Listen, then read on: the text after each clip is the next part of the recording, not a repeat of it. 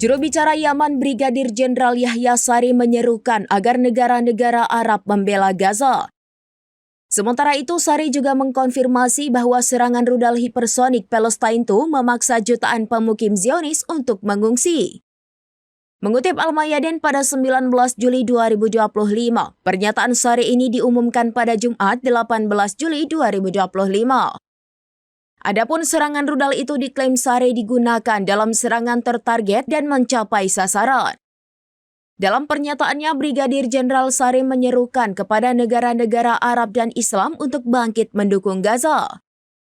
Mendesak tindakan kolektif untuk menghadapi bencana kemanusiaan yang terjadi di bawah blokade Israel dan pengeboman terus-menerus. Bahkan Israel memperingatkan bahwa konsekuensi dari mendiamkan tindakan Israel di Gaza akan berdampak ke hal lain. Bahkan Sari kembali mengulang kalimat, jika musuh berhasil melaksanakan rencananya di Gaza, cepat atau lambat giliran negara lain akan jadi sasaran.